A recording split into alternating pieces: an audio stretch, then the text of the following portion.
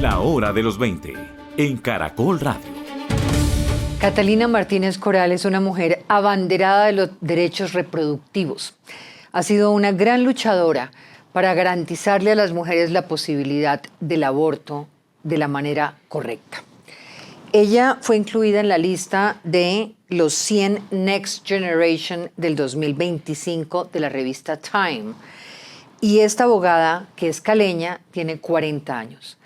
Dio una lucha muy grande para la despenalización del aborto hasta la semana 24 ante la Corte Constitucional y también ha luchado en el Comité de Derechos Humanos de Naciones Unidas para defender a esas menores víctimas de violencia sexual que son obligadas a continuar con el embarazo.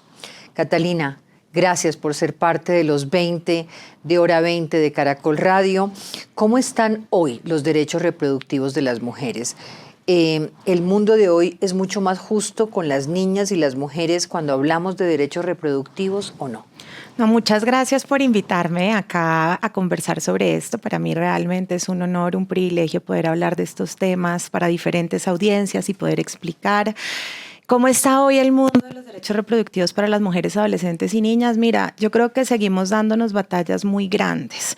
La buena noticia es que en América Latina y el Caribe hemos dado avances importantes, no solamente en Colombia. En Colombia, por lo menos es un país en donde los derechos reproductivos están muy reconocidos, no solamente a través del aborto, que por supuesto fue una conquista muy importante, pero también a través de políticas públicas frente a educación sexual integral, acceso a salud materna de calidad y sin discriminación, la posibilidad de que las mujeres puedan decidir cómo quieren parir, de qué forma, en qué momento. No, los derechos reproductivos son un universo tan grande que tienen que ver sobre esas decisiones que podemos tomar las mujeres y las personas sobre si queremos maternar y no, y de qué forma hacerlo. Entonces, las protecciones legales tienen que ser integrales frente a todos estos temas. Entonces, Colombia está muy avanzado, pero también hemos visto cómo países como Argentina avanzaron muchísimo, pese a que en este momento hay una ala regresiva en el país. A nivel legislativo tenemos grandes avances en Argentina, grandes avances en México, muchas cosas todavía, muchos desafíos en países centroamericanos. Aquí tenía precisamente que uno siente que estamos en este momento en una especie de retroceso de derechos conquistados. Uh-huh. Ya mencionabas el tema de Argentina, pero también lo estamos viviendo en Estados Unidos. Exacto. ¿Qué está pasando con esos movimientos contra las libertades y los derechos? Sí, bueno, en Estados Unidos estamos viendo unas regresiones que vienen de pues un gobierno que efectivamente no reconoce los derechos humanos en su totalidad y específicamente los derechos reproductivos.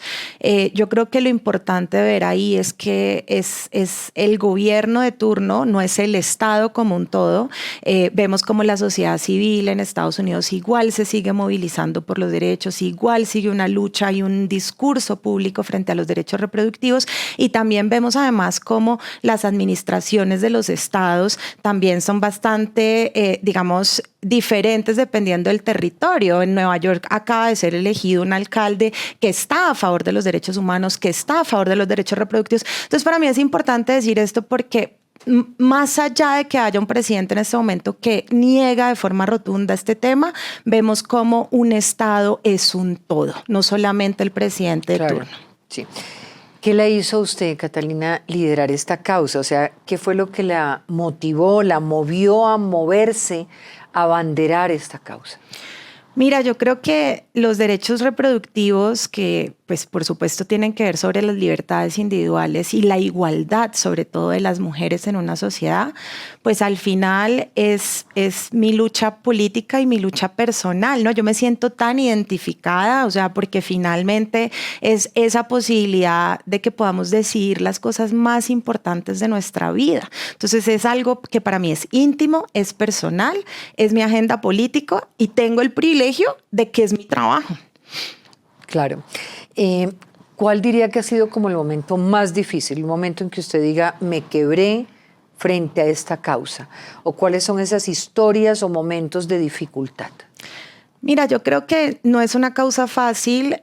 Hay muchas personas que quieren atacar la causa de los derechos reproductivos, pero sobre todo es muy difícil porque en esta causa lo que hay son unas tragedias humanas que nosotras acompañamos todos los días, ¿no? Las historias de las niñas que son víctimas de violación sexual, las historias de las niñas que son obligadas teniendo menos de 14 años a seguir adelante con embarazos forzados. Ahí le hago un paréntesis. ¿Ha mejorado la cifra de embarazo adolescente en Colombia? En Colombia ha mejorado, en América Latina sigue creciendo cada año, entonces sigue siendo un desafío que tenemos que atacar desde diferentes formas, no solamente avanzando en la despenalización del aborto, sino también teniendo políticas de prevención, Eso de educación sexual integral. Porque esta defensa de los derechos reproductivos no puede ser per se sin la educación básica para evitarlo. Exactamente, la educación sexual integral es vital en este tema. Y eso, ya es política pública garantizada en los colegios. En Colombia tenemos la política pública de educación sexual integral y como con todos los temas legales, el gran desafío que sigue existiendo es la implementación. Es cómo hacemos para que eso que ya existe en la norma llegue como protocolos a los colegios, al sistema público de educación. A la ruralidad. A la ruralidad, a los espacios más lejanos del país, que las personas conozcan cuáles son sus derechos, pero los profesionales también sus obligaciones, ¿no? ¿Cuál es su obligación en dar esta información, en proveer esta educación? Entonces yo creo que en los años que se vienen lo que tenemos que enfrentar son unas campañas de difusión, de volver al territorio, de trabajar con las comunidades, con las niñas, con las adolescentes. Es una apuesta para la implementación. Cuando usted está con una menor de edad, sí. ¿Qué es exactamente lo que siente esta jovencita cuando se da cuenta que tiene pues un embarazo? Un embarazo que no desea, un embarazo que no buscó, un embarazo que se tiene que terminar. ¿Cómo experimenta la menor eso para que esa conducta, esa sensación sea ejemplarizante para otras? Mira, lo primero es una sensación de enorme confusión. O sea, estas niñas muchas veces no entienden lo que les está pasando. De hecho, muchas veces los embarazos se descubren en etapas muy tardías ya porque ellas ni siquiera sabían que estaban en embarazo. Entonces hay una etapa de confusión enorme y después de mucho dolor, de mucha incomprensión, de no saber qué le está pasando a su cuerpo, de no querer que eso que le está pasando a su cuerpo siga pasando, de no entender siquiera qué significa que voy a tener un bebé y yo soy una niña, ¿no? Entonces ahí es una historia muy trágica, muy triste.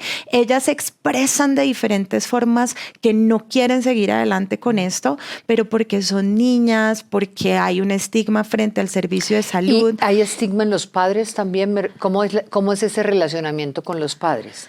Muchas veces hay estigma en los padres, muchas veces hay un acompañamiento por parte de los padres. Muchas veces los padres quieren acompañar a sus menores, pues precisamente a que puedan seguir con una vida digna, que puedan seguir yendo al colegio, a que puedan construir sus proyectos de vida.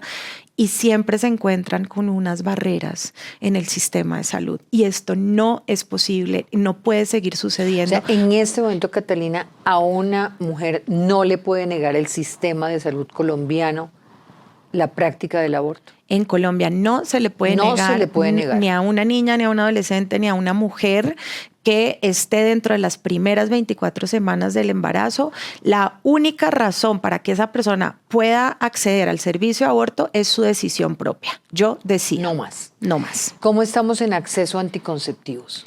En acceso a anticonceptivos tenemos buenas políticas públicas al respecto. Tenemos acceso anticonceptivo a la pastilla del día después, como le conocemos a Colombia. Lo digo porque hay países en donde sigue existiendo una prohibición frente a esta pastilla. Entonces, digamos que estamos bien, pero todavía tenemos que trabajar en que esto sea de libre distribución en las zonas más empobrecidas del país, ¿no? Porque muchas veces acceder a anticonceptivos significa tener que pagar una plata que muchas personas no tienen.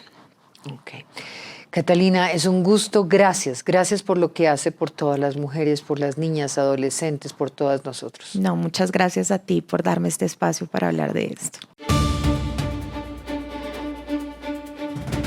La hora de los 20 en Caracol Radio.